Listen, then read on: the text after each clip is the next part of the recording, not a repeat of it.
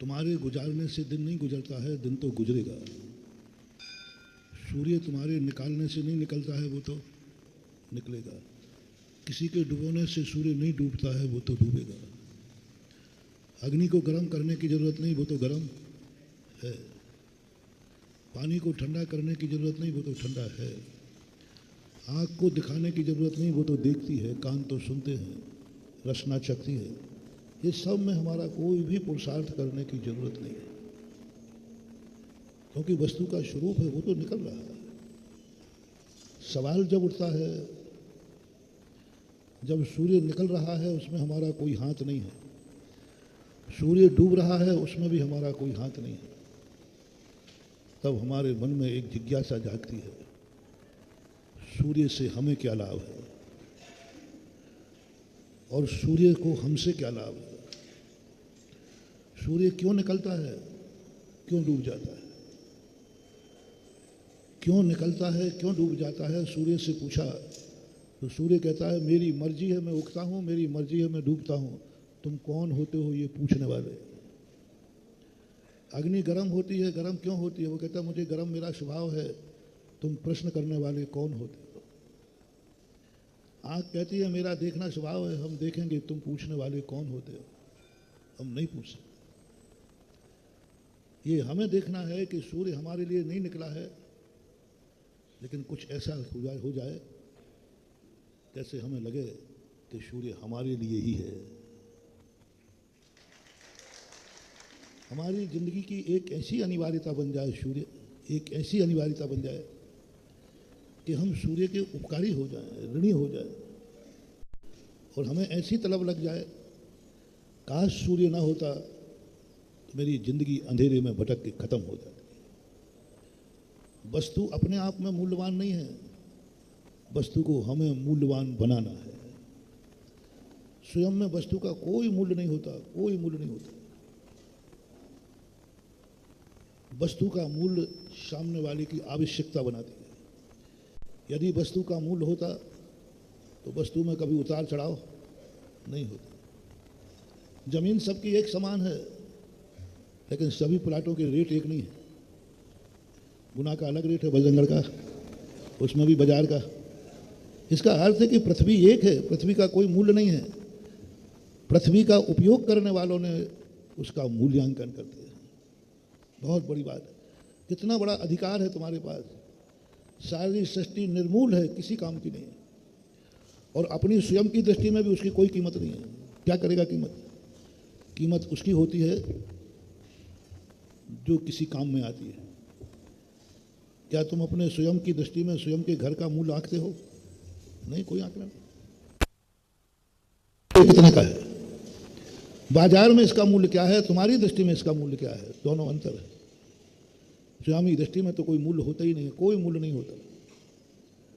अब उस सूर्य को हमें, सूर्य के हमें ऋणी होना है। पहली स्वार्थ दृष्टि, फिर परमार्थ दृष्टि। स्वार्थ दृष्टि आए बिना परमार्थ दृष्टि नहीं हो पाएगी। स्वार्थ जब तक हम निहित नहीं करेंगे, हम परमार्थ नहीं कर पाएंगे, क्योंकि हमारा मन पर के लिए कुछ भी करना नहीं चाहता। सबसे पहले सोचता है कि मुझे क्या लाभ है, और यह उपयोगिता बनाना है, सूर्य के लिए अनमोल कर देना है। बोलो, सूर्य नहीं होता तो क्या होता? सूर्य तुम्हारे लिए नहीं निकला है, वो तो अपनी मर्जी से निकला है। लेकिन अब अपनी दृष्टि देखो कि सूर्य नहीं होता तो यहां उजेला भी नहीं होता। अब बोलो, सूर्य की कीमत कितनी है? अनमोल। स्वयं में निर्मूल था, जगत ने उसे अनमोल बना दिया। स्वयं वो निर्मूल था, जगत ने उसे अनमोल बना दिया। अग्नि जलती है, अग्नि की कोई कीमत नहीं, जलती है, जलाती है, लेकिन जब दिवाली मनाना हो तो वह दीपक, जब मंगल बनाना हो तो वह दीपक, एक दीपक प्रज्वलन कराने वालों को लाखों रुपया दे देते हैं। आज इन्होंने दीप प्रज्वलन किया, इसके उपलक्ष्य में इन्होंने इतने लाख रुपया बोले। ऐसा मैं सुनता रहता हूँ। मैंने कह रहे दीप रे दीप, तेरी क्या कीमत थी? एक दीपक की क्या कीमत थी? लेकिन उसी दीपक को व्यक्ति ने इतना अनमोल कर दिया कि हर व्यक्ति से दीप प्रज्वलन नहीं कराया जाता। लाखों लाखों रुपया दे देते हैं उसी छोटे दीप को जलाने के लिए। फोटो बनाने वाले को उतना पैसा नहीं मिलता, लेकिन फोटो के अनावरण करने वाला लाखों रुपया दे देता है। फोटो बनाया जिसने उसको मुश्किल से 1500 मिले, लेकिन अनावरण करने वाले फोटो बनाने में 1500 रुपये की आमदनी है और फोटो का अनावरण कराने की कोई मूल्य नहीं है, करोड़ों में भी जाते हैं। व्यक्ति का मूल्य वह कहाँ है, कौन अनावरण कर रहा है, किसके लिए करा है? यानी इस सारी सृष्टि जो निर्मूल है इसको अपन को अनमोल बनाना है, और जो सृष्टि को अनमोल बना देगा वह स्वयं भी अनमोल हो जाएगा। मूल सिद्धांत मैंने कहा था ना, स्वार्थ दृष्टि। बिना स्वार्थ के तुम कुछ भी नहीं कर पाओगे।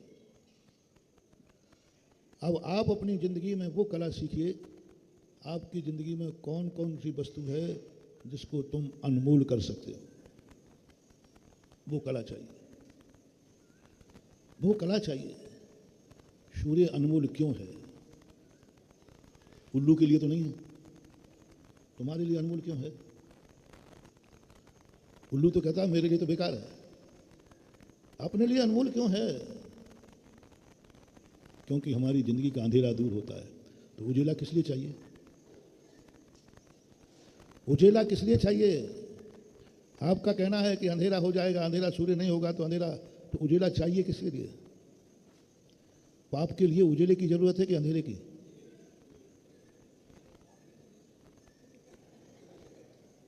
चोर लाइट गोल करके चोरी करता है कि लाइट जला करके? क्या बात करते हो? वो एक बार सुनाया था ना, एक चोर चोरी करने गया तो उसको रखी हुई कोई पत्थर रखा था, कोई वो चोट लग गया तो वो चिल्ला पड़ा, बोले साहब बहुत चोट लगी, बहुत अंधेरा है। तो उसी के साथ वो नया चोर भर्ती हुआ था, तो उसने कहा साहब लाइट जला दूं? एक झापड़, बोले मरवाएगा क्या? अरे बोले साहब आप ही तो कह रहे हैं कि मर गए, बहुत अंधेरा है। अंधेरा है तो चोट लगी, और जिसने उजेले का गया उसी को थप्पड़ पड़ा। बोलो चोर क्या चाहता है? तो अंधेरा में ठोकर लगी। वो कहता है ठोकर लगना ठीक है, लेकिन उजेला होना ठीक नहीं है। पापी हमेशा अंधकार का इंतजार करता है। जितने जंगलों में हिंसक जानवर होते हैं वे कब विचरण करते हैं? सब रात्रि में, अंधकार में राक्षसी शक्तियां का जोर बढ़ जाता है। रात्रि में ही पापाचार होते हैं, पाप की प्रवृत्ति होती है, क्योंकि रात्रि एक ऐसी चीज है जो नकारात्मक एनर्जी देती है, नकारात्मक स्थितियां छोड़ती है। इसलिए अंधेरा, पाप करने के लिए अंधेरे की जरूरत, उजेले की जरूरत। पाप तो अंधेरे में भी होते हैं, कसाई तो अंधेरे में भी होती, नरकों में उजेला नहीं है, वहां सब पाप हो रहे हैं, सब मारकाट हो रही है, बिना किंचित मात्र भी उजेला नहीं है। दुनिया में उजेला कितने छोटे से स्थानों पर होता है।